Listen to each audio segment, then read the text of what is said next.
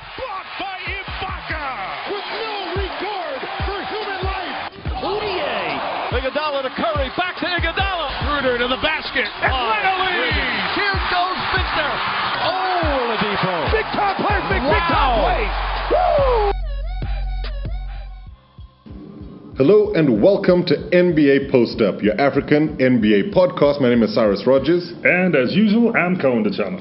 And today's show is going to be jam-packed with action. We're really dealing with the crux of the matter here. The NBA season is live and it is in effect. Cyrus, it has started off so explosively.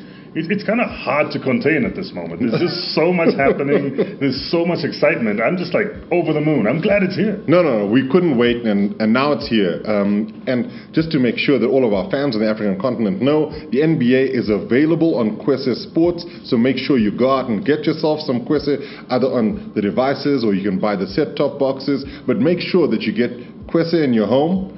You can even go to NBA.com for any more info, and that's where you'll find the podcast as well. So make sure you're out in all of those specific areas that you know you're not missing out on anything. Because who wants to miss out? Nobody. I mean, like, NBA is exclusively available on Kwese. So if you're an NBA fan, get Kwese. That's it. And you know, talking about not wanting to miss out, so Giannis Antetokounmpo, right? We're talking about the beginning of the season. We're talking about explosive starts. Kobe Bryant throws down the gauntlet to the young Nigerian Greek player, says, why don't you try and become MVP? So Giannis is one for challenges. He says, challenge accepted. Absolutely, Cyrus. I mean, this is a guy who's averaging 36.8 points a game, 10 rebounds. That's already a double-double. Yep. I mean, that's crazy. And this is a stretch, forward. He plays 4 positions on that court. Yeah. And he's showing us that, okay, Kobe, you asked me to do it, so it shall be done. You know what's most incredible for me is the start of the season has seen a couple of African players really rise to the top. Giannis being the pinnacle. I think the whole basketball supporting and basketball loving world is really standing up and taking notice of a player who showed that he had the capabilities to do something towards the end of last season, in fact most of last season, and now he's doing some incredible things. You mentioned the points, you mentioned the rebounds. He's also averaging 5.3 assists a game, he's averaging 2.2 steals a game, he's averaging 1.2 blocks a game. I mean, the only thing he's not averaging is coaching per game. Absolutely, and his turnovers are low, so we're good. Yeah, I mean, he's controlling the ball, he's scoring the points, and he's making sure that his team gets over the line. And let's just put it out there, he is our Africa Player of the Week. Yeah, and definitely. he was also the Eastern Conference Player of the Week. So he's just everybody is recognizing. you know that everybody sees what we're seeing as well. Absolutely. And it's not just him in terms of the African players who are really doing well in the NBA this season already. Joel Embiid, the Cameroonian youngster, he's averaging 19.7 points per game, 12 rebounds a game. That's another double-double. And he's not just doing it, on a minutes restriction. He's actually playing some solid minutes in the games and really showing that he can actually put up some good numbers. Look, I was really impressed. And in the recent matchup against the Detroit Pistons, he was up against Andre Drummond, who is no mug. No, he's not a mug at all. But he was owning Big Drake.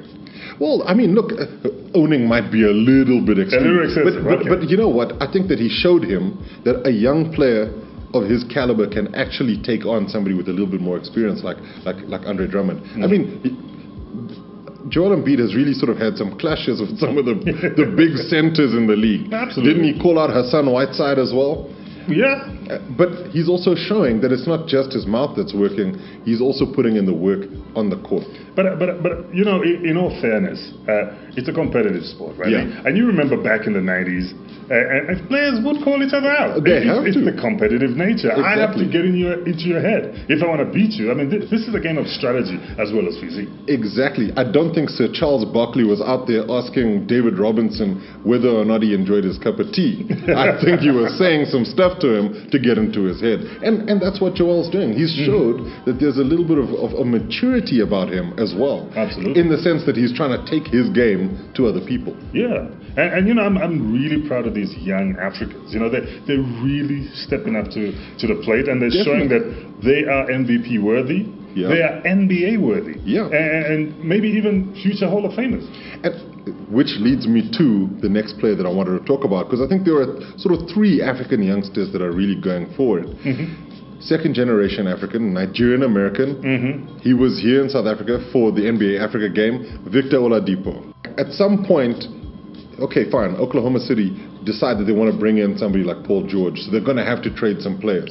So if you actually look at the two players who were traded, Victor Oladipo and Domantas Sabonis, they are now playing at an unbelievable level for the Pacers. And I think it's got to do with they're trying to prove a point.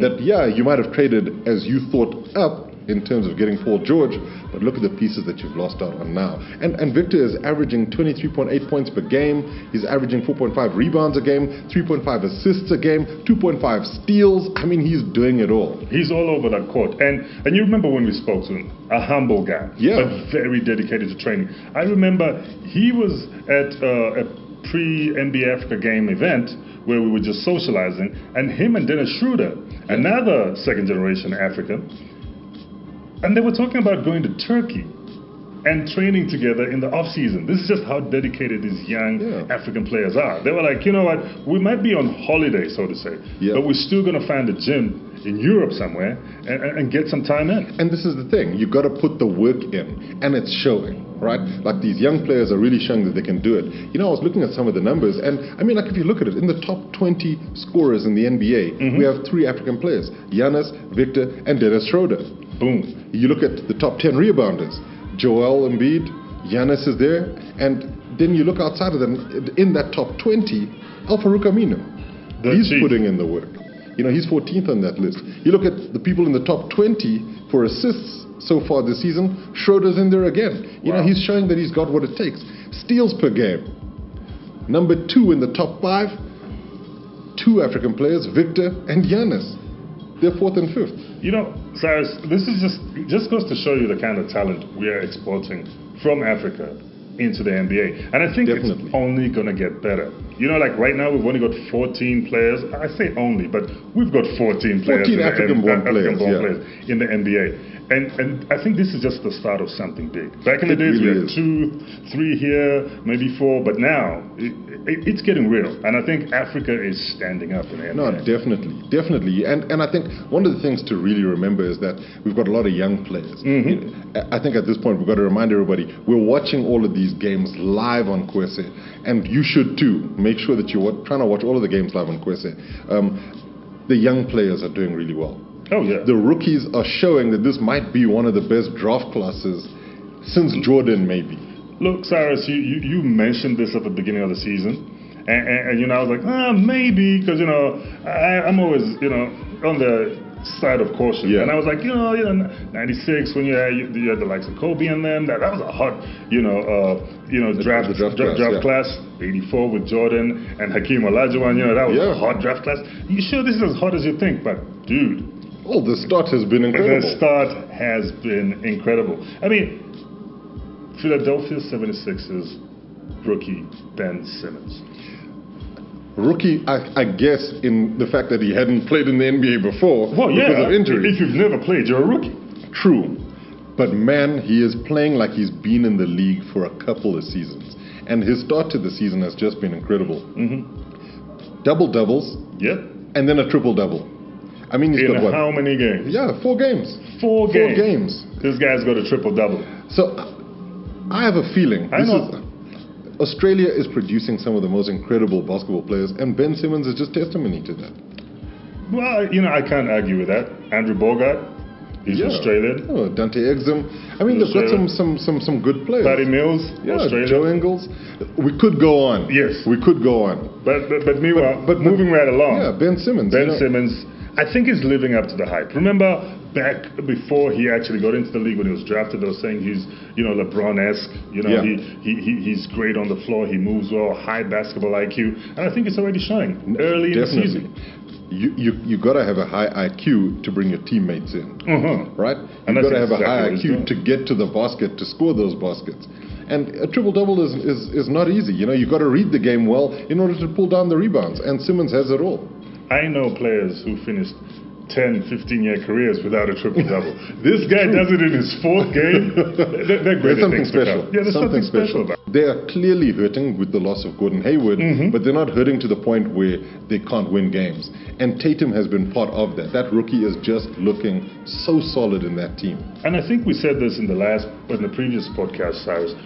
When Hayward got injured, they could have either hung their heads low, or they could have said, look, it's time to work. Time to work. Time to put in more work than we would have originally, because now we've got to make up for the lack of this key player in our team. So that's exactly what they're doing. And I think a guy like Jason Tatum is so impressive because he's playing as a rookie like he's been here before. Exactly. You know, most rookies will get blinded by those bright lights, but he's like, nah, I'm here. I mean, 22 points last night. That was only 2 points. Fewer than the guy who was the lead scorer on the Boston Celtics. Well, Jaylen Brown, who's also a young player. Who's also very young. So Jaylen Brown at 24, Jason Tatum at 22, and this is a rookie. Well, I mean, so Boston really got themselves a talent on their hands. Then you look at the Lakers, and they've got two really, really great players there. In Kyle Kuzma, who I feel will be one of the big stars in that team, and Lonzo Ball, who is showing that he can grow game by game and almost getting those double or triple doubles. Yeah, LeVar aside, this young man, I think he's paving his own path. I think he lets Daddy have all the fun, but he says, I'll show you guys on the court, on the hardwood. I will prove to you, because he looked pretty shaky in the first game. Well, Patrick Beverley was all over him like a cheap suit. Bruh, he marked him well. He guarded him well, and it's understandable. Patrick Beverley is one of the best defensive players in the league at the moment. And if you're a rookie and they give you that guy to guard you, you're gonna shake up. You're gonna be a bit shaky. So we understand. But in game 2, he was like, "Here I am." And I think this is it. Patrick Beverley showed him what the rigors of the NBA are about. That it's a grown man's game, you got to bring it. Absolutely. And Lonzo, he didn't shy away from the challenge, but he just wasn't up to it in game 1. From then, he's just started to show his talent, and I think that's what's been critical for him. And then you look at somebody like Dennis Smith Jr. At the Dallas Mavericks and De'Aaron Fox at the Sacramento Kings.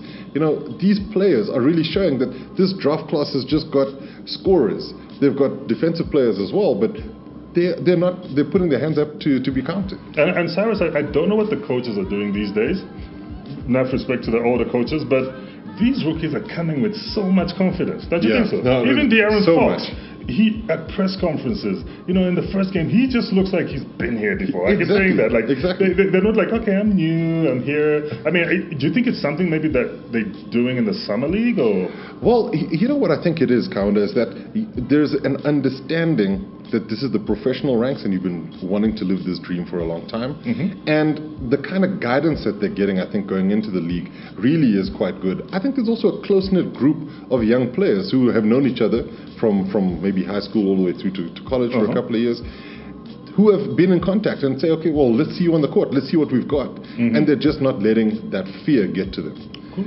And speaking of keeping with the young players, so there's a great event coming up this weekend. I can't wait. It's the 7th Royal Bafokeng Junior NBA Finals happening in Phokeng in the Northwest Province in South Africa.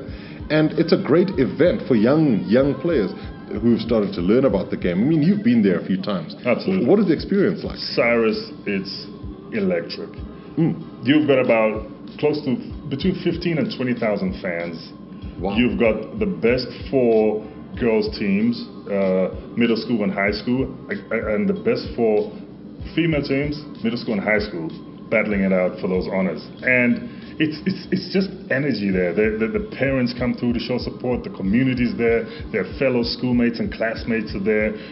The king of the Royal Bafokeng Kingdom comes through. The Queen Mother comes through. And there are always NBA personnel, NBA legends come through. I mean, that program has been visited by the likes of Hakeem the Dream Olajuwon, Serge Ibaka, Luol Deng, just to mention. Ronnie Turiaf. Ronnie Turiaf was at the 6 finals last year, yeah. And this year we've got a gentleman who we spent some time with this week, Yeah, Jerome Williams, the junkyard dog himself, he's going to be there this year. So it's going to be fun. There's lots of entertainment. It's like an NBA extravaganza in a miniature version. So all the elements are there. There's a dunk squad. There's dancing competitions. There's t-shirt cannons. They bring the whole thing. Mascots. And it's for boys and girls, right? For boys and girls. It's all inclusive. Boys teams and girls teams participate. Absolutely. Okay. And obviously it's girls teams versus girls teams and boys teams versus boys teams, but it's all inclusive in that, it takes care of both sides of the spectrum. And I know that there's been so much love and attention put into putting this event together that all the kids benefit from it. Oh, absolutely. We would say 9 years ago, some of the kids in the Royal African Kingdom, Cyrus, had never even touched a basketball. They'd never bounced a basketball. But if you see the skills levels right now, if you see the passion from the kids themselves, from their friends, from their mothers, their fathers, their uncles, you're going to be there with me this weekend. You're going to see it firsthand. The atmosphere will just blow you away. I can't wait. It's a bit like at the beginning of the season where we couldn't wait for that to start. Now the season started. In fact, one of the key things, we mentioned this in the last podcast, was the NBA Sundays. And then the NBA, the Africa office, threw a watch party that we were at with Jerome, Junkyard Dog Williams. And it was a great occasion. It was fantastic. Cyrus, we talk about the fact that the NBA is bringing games to you in prime time. On Kwese, of course.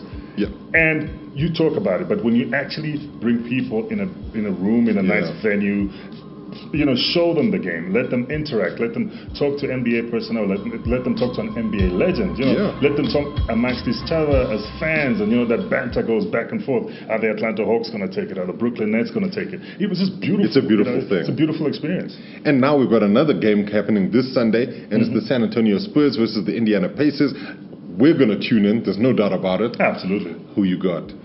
I got Popovich. That's my coach, right? Okay. Coach Pop is that guy. Greg Popovich is that guy. I am putting all my money, figuratively speaking, because I don't really have any money to spend, on the Indiana Pacers and Victor Oladipo. I want to see how they do. So we hope you tune in for NBA Sundays this weekend. It's going to be live on Kwese. In fact, most of the games we bring you will be live on Kwese, on either Kwese Free Sports or Kwese Sports 1. And then there's also the NBA Mobile Predictor game, which will be coming to you soon. Just ironing out a few things, but it's going to be live very soon, and you can then visit www.kweseslamdunk.com. I'm going to be playing against you.